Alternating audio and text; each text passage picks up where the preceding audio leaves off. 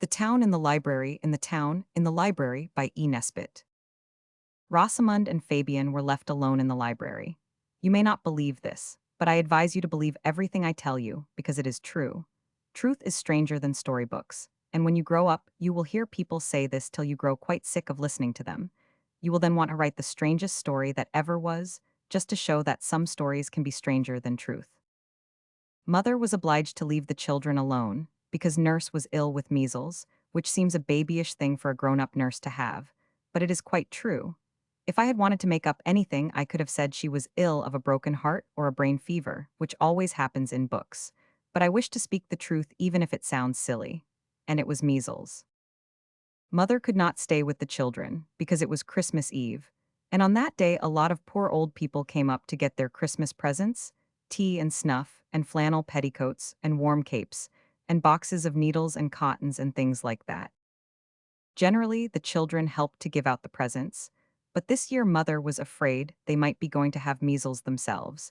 And measles is a nasty forward illness with no manners at all. You can catch it from a person before they know they've got it. And if Rosamund and Fabian had been going to have it, they might have given it to all the old men and women who came up to get their Christmas presents. And measles is a present no old men or women want to have given them, even at Christmas time, no matter how old they may be. They would not mind brain fever or a broken heart so much perhaps, because it is more interesting. But no one can think it interesting to have measles, at any rate till you come to the part where they give you jelly and boiled sole. So the children were left alone. Before Mother went away she said, "Look here, dears, you may play with your bricks, or make pictures with your pretty blocks that kind Uncle Thomas gave you, but you must not touch the two top drawers of the bureau. Now don't forget. And if you're good you shall have tea with me, and perhaps there will be cake. Now you will be good, won't you?" Fabian and Rosamund promised faithfully that they would be very good, and that they would not touch the two top drawers, and Mother went away to see about the flannel petticoats, and the tea and snuff and tobacco and things. When the children were left alone, Fabian said, "I am going to be very good. I shall be much more good than Mother expects me to." "We won't look in the drawers," said Rosamund, stroking the shiny top of the bureau. "We won't even think about the insides of the drawers," said Fabian. He stroked the bureau too, and his fingers left 4 long streaks on it, because he had been eating toffee. "I suppose," he said presently, "we may open the 2 bottom drawers. Mother couldn't have made a mistake, could she?" So they opened the 2 bottom drawers, just to be sure that Mother hadn't made a mistake, and to see whether there was anything in the bottom drawers that they ought not to look at. But the bottom drawer of all had only old magazines in it, and the next to the bottom drawer had a lot of papers in it. The children knew at once by the look of the papers that they belonged to Father's great work about the domestic life of the ancient Druids, and they knew it was not right, or even interesting, to try to read other people's papers. So they shut the drawers and looked at each other, and Fabian said, "I think it would be right to play with the bricks and the pretty blocks that Uncle Thomas gave us." But Rosamund was younger than Fabian, and she said, "I am tired of the blocks and I am tired of Uncle Thomas. I would rather look in the drawers." "So would I," said Fabian, and they stood looking at the bureau. Perhaps you don't know what a bureau is. Children learn very little at school nowadays, so I will tell you that a bureau is a kind of chest of drawers. Sometimes it has a bookcase on the top of it, and instead of the 2 little top corner drawers like the chests of drawers in a bedroom, it has a sloping lid, and when it is quite open, you pull out 2 little boards underneath. And then it makes a sort of shelf for people to write letters on. The shelf lies quite flat, and lets you see little drawers inside with mother-of-pearl handles, and a row of pigeonholes, which are not holes pigeons live in, but places for keeping the letters carrier pigeons could carry round their necks if they liked. And there is very often a tiny cupboard in the middle of the bureau, with a pattern on the door in different colored woods. So now you know. Fabian stood first on one leg and then on the other, till Rosamund said, "Well, you might as well pull up your stockings." So he did. His stockings were always just like a concertina or a very expensive photographic camera, but he used to say it was not his fault, and I suppose he knew best. Then he said, "I say, Rom, Mother only said we weren't to touch the 2 top drawers." "I should like to be good," said Rosamund. "I mean to be good," said Fabian. "But if you took the little thin poker that is not kept for best, you could put it through one of the brass handles, and I could hold the other handle with the tongs. And then we could open the drawer without touching it. So we could. How clever you are, Fabe, said Rosamond.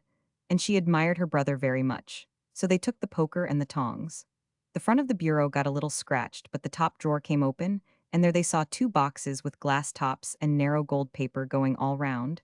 Though you could only see paper shavings through the glass, they knew it was soldiers. Besides these boxes, there was a doll and a donkey standing on a green grass plot that had wooden wheels, and a little wickerwork doll's cradle, and some brass cannons, and a bag that looked like marbles, and some flags, and a mouse that seemed as though it moved with clockwork, only of course they had promised not to touch the drawer so they could not make sure. There was a wooden box, too, and it was wrong way up, and on the bottom of it was written in pencil, Vil and Annam 5912. They looked at each other and Fabian said, I wish it was tomorrow. You have seen that Fabian was quite a clever boy, and he knew at once that these were the Christmas presents which Santa Claus had brought for him and Rosamund. But Rosamund said, Oh dear, I wish we had. However, she consented to open the other drawer, without touching it, of course, because she had promised faithfully. And when, with the poker and tongs, the other drawer came open, there were large wooden boxes, the kind that hold raisins and figs, and round boxes with paper on smooth on the top and folded in pleats round the edge, and the children knew what was inside without looking. Everyone knows what candied fruit looks like on the outside of the box. There were square boxes, too, the kind that have crackers in, with a cracker going off on the lid, very different in size and brightness from what it does really. For, as no doubt you know, a cracker very often comes in two quite calmly, without any pop at all, and then you only have the motto and the sweet, which is never nice. Of course, if there is anything else in the cracker, such as brooches or rings, you have to let the little girl who sits next to you at supper have it. When they had pushed back the drawer, Fabian said, Let us pull out the writing drawer and make a castle. So they pulled the drawer out and put it on the floor. Please do not try to do this if your father has a bureau, because it leads to trouble. It was only because this one was broken that they were able to do it. Then they began to build. They had the two boxes of bricks, the wooden bricks with the pillars and the colored glass windows, and the rational bricks which are made of clay like tiles, and their father called them the all-wool bricks, which seems silly, only of course grown-up people always talk sense. When all the bricks were used up, they got the pretty picture blocks that kind Uncle Thomas gave them, and they built with these, but one box of blocks does not go far. Picture blocks are only good for building, except just at first. When you have made the pictures a few times, you know exactly how they go, and then what's the good? This is a fault which belongs to many very expensive toys. These blocks had 6 pictures: Windsor Castle with the royal standard hoisted, ducks in a pond with a very handsome green and blue drake, Rebecca at the well, a snowball fight, but none of the boys knew how to chuck a snowball, the harvest home, and the death of Nelson. These did not go far, as I said. There are 6 times as few blocks as there are pictures, because every block has 6 sides. If you don't understand this, it shows they don't teach arithmetic at your school, or else that you don't do your home lessons. But the best of a library is the books. Rosamund and Fabian made up with books. They got Shakespeare in 14 volumes, and Roland's Ancient History, and Gibbon's Decline and Fall, and The Beauties of Literature in 56 fat little volumes. And they built not only a castle, but a town, and a big town, that presently towered high above them on the top of the bureau. It's almost big enough to get into, said Fabian, if we had some steps. So they made steps with the British Eskyists, the Spectator, and the Rambler, and the Observer, and the Tatler, and when the steps were done, they walked up them. You may think that they could not have walked up these steps, and into a town they had built themselves, but I assure you people have often done it, and anyway this is a true story. They had made a lovely gateway with 2 fat volumes of Macaulay and Milton's poetical works on top, and as they went through it they felt all the feelings which people have to feel when they are tourists and see really fine architecture. Architecture means buildings, but it is a grander word, as you see. Rosamund and Fabian simply walked up the steps into the town they had built. Whether they got larger or the town got smaller, I do not pretend to say. When they had gone under the great gateway, they found that they were in a street which they could not remember building. But they were not disagreeable about it, and they said it was a very nice street all the same. There was a large square in the middle of the town, with seats, and there they sat down in the town they had made, and wondered how they could have been so clever as to build it. Then they went to the walls of the town, high, strong walls built of the encyclopedia and the biographical dictionary, and far away over the brown plain of the carpet they saw a great thing like a square mountain. It was very shiny. And as they looked at it, a great slice of it pushed itself out, and Fabian saw the brass handles shine, and he said, "Why, Rome, that's the bureau." "It's larger than I want it to be," said Rosamund, who was a little frightened. And indeed it did seem to be an extra size, for it was higher than the town. The drawer of the great mountain bureau opened slowly, and the children could see something moving inside. Then they saw the glass lid of one of the boxes go slowly up till it stood on end and looked like one side of the crystal palace. It was so large, and inside the box they saw something moving. The shavings and tissue paper and the cotton wool heaved and tossed like a sea when it is rough, and you wish you had not come for a sail. And then from among the heaving whiteness came out a blue soldier, and another and another. They let themselves down from the drawer with ropes of shavings, and when they were all out there were 50 of them, foot soldiers with rifles and fixed bayonets, as well as a thin captain on a horse and a sergeant and a drummer. The drummer beat his drum, and the whole company formed fours and marched straight for the town. They seemed to be quite full-size soldiers, indeed extra large. The children were very frightened. They left the walls and ran up and down the streets of the town, trying to find a place to hide. "Oh, there's our very own house," cried Rosamund at last. "We shall be safe there." She was surprised as well as pleased to find their own house inside the town they had built. So they ran in and into the library, and there was the bureau and the castle they had built, and it was all small and quite the proper size. But when they looked out of the window, it was not their own street, but the one they had built. They could see 2 volumes of the Beauties of Literature and the head of Rebecca in the house opposite, and down the street was the mausoleum they had built after the pattern given in the red and yellow book that goes with the all-wool bricks. It was all very confusing. Suddenly, as they stood looking out of the windows, they heard a shouting, and there were the blue soldiers coming along the street by twos. And when the captain got opposite their house, he called out, "Fabian, Rosamund, come down." And they had to, for they were very much frightened. Then the captain said, "We have taken this town, and you are our prisoners. Do not attempt to escape, or I don't know what will happen to you." The children explained that they had built the town, so they thought it was theirs. But the captain said very politely, "That doesn't follow at all. It's our town now, and I want provisions for my soldiers." "We haven't any," said Fabian, but Rosamund nudged him and said, "Won't the soldiers be very fierce if they are hungry?" The blue captain heard her and said, "You are quite right, little girl. If you have any food, produce it. It will be a generous act and may stop any unpleasantness. My soldiers are very fierce. Besides," he added in a lower tone, speaking behind his hand, "you need only feed the soldiers in the usual way." When the children heard this, their minds were made up. "If you do not mind waiting a minute," said Fabian politely, "I will bring down any little things I can find." Then he took his tongs, and Rosamund took the poker, and they opened the drawer where the raisins and figs and dried fruits were, for everything in the library in the town was just the same as in the library at home, and they carried them out into the big square where the captain had drawn up his blue regiment. And here the soldiers were fed. I suppose you know how tin soldiers are fed? But children learn so little at school nowadays that I dare say you don't, so I will tell you. You just put a bit of the fig or raisin, or whatever it is, on the soldier's tin bayonet, or his sword if he is a cavalryman, and you let it stay on till you are tired of playing at giving the soldiers rations, and then of course you eat it for him. This was the way in which Fabian and Rosamund fed the starving blue soldiers. But when they had done so, the soldiers were as hungry as ever, which only shows that soldiers are an ungrateful lot, and it is idle to try and make their lives better and brighter. So then the blue captain, who had not had anything, even on the point of his sword, said, "More, more, my gallant men are fainting for lack of food."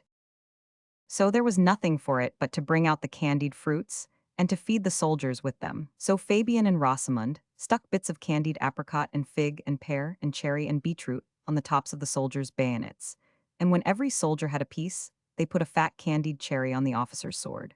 Then the children knew the soldiers would be quiet for a few minutes, and they ran back into their own house and into the library to talk to each other about what they had better do, for they both felt that the blue soldiers were a very hard-hearted set of men. "They might shut us up in the dungeons," said Rosamund, "and then Mother might lock us in when she shut up the lid of the bureau, and we should starve to death." for they could not be sure exactly what size they were, or which library their mother would come back to when she had given away all the flannel petticoats and things. The dungeons were the pigeonholes of the bureau, and the doors of them were the little beauties of literature. Very heavy doors they were too. You see, the curious thing was that the children had built a town and got into it, and in it they had found their own house with the very town they had built, or one exactly like it, still on the library floor. I think it's all nonsense, said Rosamund. But when they looked out of the window, there was the house with Windsor Castle, and the head of Rebecca just opposite. If we could only find Mother, she said, but they knew without looking that Mother was not in the house that they were in then. I wish we had that mouse that looked like clockwork, and the donkey and the other box of soldiers. Perhaps they are red ones, and they would fight the blue and lick them. Because red coats are English and they always win, said Fabian. And then Rosamund said, "Oh, Fabe, I believe we could go into this town too if we tried. Let us put all the things in and then try." So they went to the bureau drawer, and Rosamund got out the other box of soldiers and the mouse. It was a clockwork one, and the donkey with panniers, and put them in the town, while Fabian ate up a few odd raisins that had dropped on the floor. When all the soldiers, they were red, were arranged on the ramparts of the little town, Fabian said, "I am thinking of all the raisins and things on the soldiers' bayonets outside. It seems a pity not to eat the things for them." But Rosamund said, "No, no, let's get into this town, and perhaps we shall be safe from the blue soldiers." "Oh, Fabe, never mind the raisins." But Fabian said, "I don't want you to come if you're frightened. I'll go alone." "Who's afraid?" So then of course Rosamund said she would come with him, so they went out and ate the things for the soldiers, leaving the captain's cherry for the last. And when that was eaten, they ran as hard as they could back to their house and into the library, where the town was on the floor, with the little red soldiers on the ramparts. "I'm sure we can get into this town," cried Fabian, and sure enough they did, just as they had done into the first one. Whether they got smaller or the town got larger, I leave you to decide. And it was exactly the same sort of town as the other. So now they were in a town built in a library in a house in a town built in a library in a house in a town called London. And the town they were in now had red soldiers in it, and they felt quite safe, and the Union Jack was stuck up over the gateway. It was a stiff little flag they had found with some others in the bureau drawer. It was meant to be stuck in the Christmas pudding, but they had stuck it between two blocks and put it over the gate of their town. They walked about this town and found their own house, just as before, and went in, and there was the toy town on the floor. And you will see that they might have walked into that town also, but they saw that it was no good, and that they couldn't get out that way, but would only get deeper and deeper into a nest of towns and libraries and houses in towns and libraries and houses in towns in, and so on for always, something like Chinese puzzle boxes multiplied by millions and millions for ever and ever. And they did not like even to think of this, because of course they would be getting further and further from home every time. And when Fabian explained all this to Rosamund, she said he made her head ache, and she began to cry. Then Fabian thumped her on the back and told her not to be a little silly, for he was a very kind brother, and he said, "Come out and let's see if the soldiers can tell us what to do." So they went out, but the red soldiers said they knew nothing but drill, and even the red captain said he really couldn't advise. Then they met the clockwork mouse. He was big like an elephant, and the donkey with panniers was as big as a mastodon or a megatherium. If they teach you anything at school, of course, they have taught you all about the megatherium and the mastodon. The mouse kindly stopped to speak to the children, and Rosamund burst into tears again and said she wanted to go home. The great mouse looked down at her and said, "I am sorry for you, but your brother is the kind of child that overwinds clockwork mice the very first day he has them. I prefer to stay this size." Then Fabian said, "On my honor, I won't. If we get back home, I'll give you to Rosamund. That is, supposing I get you for one of my Christmas presents." The donkey with panniers said, "And you won't put coals in my panniers, or unglue my feet from my green grass blot, because I look more natural without wheels." "I give you my word," said Fabian, "I wouldn't think of such a thing." "Very well," said the mouse, "then I will tell you. It is a great secret, but there is only one way to get out of this kind of town. I hardly know how to explain. You just walk out of the gate, you know." Dear me, said Rosamond, I never thought of that. So they all went to the gate of the town and walked out, and there they were in the library again. But when they looked out of the window, the all-wool mausoleum was still to be seen, and the terrible blue soldiers. What are we to do now? Asked Rosamond. But the clockwork mouse and the donkey with panniers were their proper size again now, or else the children had got bigger. It is no use asking me which, for I do not know, and so of course they could not speak. We must walk out of this town as we did out of the other, said Fabian. Yes, Rosamond said, only this town if full of blue soldiers and I am afraid of them. Don't you think it would do if we ran out? So out they ran and down the steps that were made of the spectator, and the rambler, and the tattler, and the observer. And directly they stood on the brown library carpet they ran to the window and looked out. And they saw, instead of the building with Windsor Castle and Rebecca's head in it, and the all-wool mausoleum, they saw their own road with the trees without any leaves, and the man was just going along lighting the lamps with the stick that the gaslight pops out of, like a bird, to roost in the glass cage at the top of the lamp post. So they knew that they were safe at home again. And as they stood looking out, they heard the library door open, and Mother's voice saying, What a dreadful muddle, and what have you done with the raisins and the candied fruits? And her voice was very grave indeed. Now you will see that it was quite impossible for Fabian and Rosamond to explain to their mother what they had done with the raisins and things, and how they had been in a town in a library in a house in a town they had built in their own library with the books and the bricks and the pretty picture blocks kind Uncle Thomas gave them. Because they were much younger than I am, and even I have found it rather hard to explain. So Rosamond said, Oh, mother, my head does ache so, and began to cry. And Fabian said nothing, but he also began to cry. And mother said, I don't wonder your head aches after all those sweet things. And she looked as if she would like to cry too. I don't know what daddy will say, said mother, and then she gave them each a nasty powder and put them both to bed. I wonder what he will say, said Fabian just before he went to sleep. I don't know, said Rosamond, and, strange to say, they don't know to this hour what Daddy said. Because next day they both had measles, and when they got better everyone had forgotten about what had happened on Christmas Eve. And Fabian and Rosamond had forgotten just as much as everybody else. So I should never have heard of it but for the clockwork mouse. It was he who told me the story, just as the children told it to him in the town in the library in the house in the town, they built in their own library with the books and the bricks and the pretty picture blocks which were given to them by kind Uncle Thomas. And if you do not believe the story, it is not my fault. I believe every word the mouse said, for I know the good character of that clockwork mouse, and I know it could not tell an untruth even if it tried.